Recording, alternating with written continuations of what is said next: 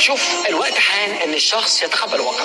طبعا دي انا بقولها لك كده، انا عارف انها مش سهل، عارف مش سهل ابدا اطلاقا. يعني انا والدتي الله يرحمها لما توفت، عارف بالنسبه لي كانت الدنيا بحالها. حسيت ان انا كني طفل صغير ضايع لما والدتي توفت الله يرحمها، لان لما والدي توفى الله يرحمه، على فكره احنا عندنا في العيله كلهم الله يرحمهم، عشان كده انا مستخبي هنا. لما والدي توفى كنت صغير، يعني ما اقدرش اقول ما كانش في ارتباط كبير بيني وبينه، لكن والدتي الله يرحمها توفت يعني من سنتين 2، فاعرفها كويس قوي وتمتعت بيها. وكنت في وقتها بلد من البلاد العربيه، كنت في الاردن.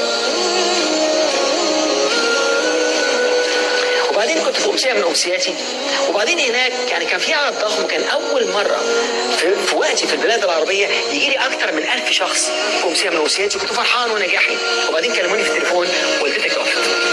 وحسيت بحاجه، حسيت بالفنانين اللي احنا بنشوفهم ساعات ينزلوا عشان يسعدونا، ويكون ولد ابنها مات ولا جوزها مات ولا حد طلق ولا حد حصل له مصيبه، وبعدين يطلعوا يضحكوا، وبعدين بعد كده يكونوا تعبانين جدا، وعارف في تمزق تام جواهم. حسيت بالاحساس ده.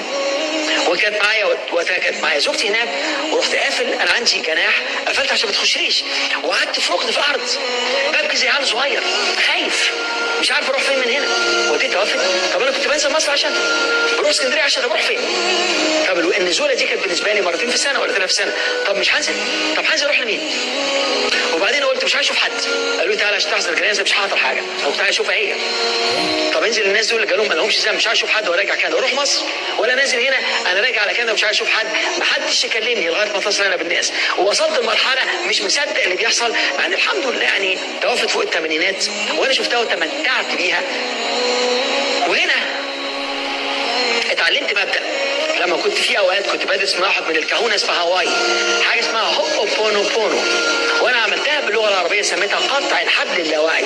عارف لما تحب انسان وترتبط بيه، بيبقى ارتباط الاول ذهني، وبعدين ارتباط بصري، وبعدين ارتباط سمعي، وبعدين بتفتح له طاقتك، بيبقى زي ما يكون في حبل مربوط من النور من قلبك لقلبه، وكل ما تسمح له يبقى معاك يزيد اكتر الحبل ده ويزيد اكتر الحبل ده ويزيد اكتر الحبل ده لغايه ما بقيتوا انتوا الاثنين واحد.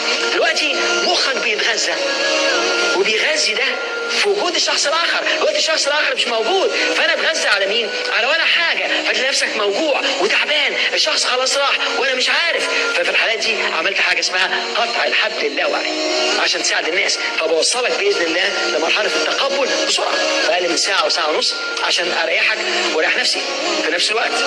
فتبص تلاقي نفسك ماشي مرتاح.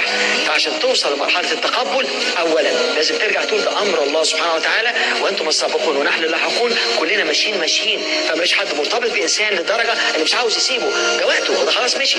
وبعدين بكائك على الميت بالطريقه دي بيزيد في خبره. فانت لازم توصل لمرحله انت نفسك الطاقه بتاعتك مرتاحه، كل ما تفتكره ادعي له، كل ما تفتكره ادعي له، كل ما تفتكره ادعي له، كل ما تفتكره اقرا له الفاتحه، كل ما اعمل له حاجات يستفيد منها في قبره، يستفيد منها، روح له اعمل له عمره، اعمل له حاجه يستفيد بيها بدل ما تقعد تبكي عليه وتتعب نفسك وتتعبه.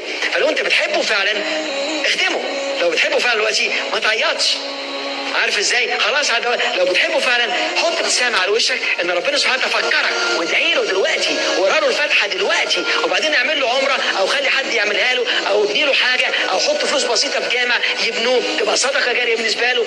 ابعت فلوس في افريقيا ولا في حته يبنوا له بير، دي صدقه جاريه، وحطه باسمه، الناس كل ما تشرب يدعوا له. شايفين الروعه؟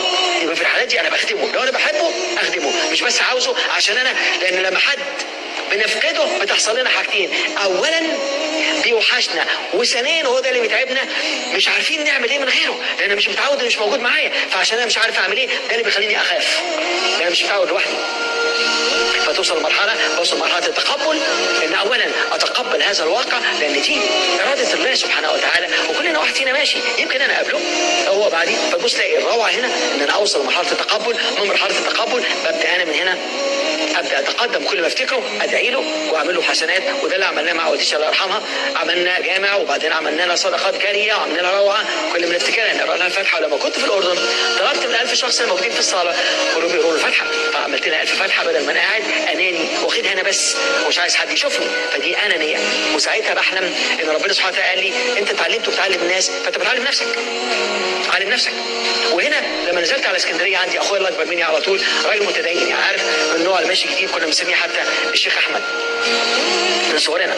وبعدين راح قايل، طبعا انا بقولها يمكن الحديث اللي هقوله يمكن مانيش بقوله صح خالص، لكن قعد معانا قاعدين مع كل العيله، وبعدين قال لنا لما حد امه تموت يجي له ملكين يقولوا له يا ابن ادم ماتت ما كنا نكرمك من اجلها. وانا بقول له يا رب يا رب قول لي حاجه اقدر ارد عليهم بيها اخليهم يرتاحوا كلهم. ولقيت نفسي بقول له واللي رزقنا بماما وتمتعنا بيها ربنا سبحانه وتعالى هو حي لا يموت، باذن الله هيرزقنا في الدنيا وجمعنا بيها في الاخره.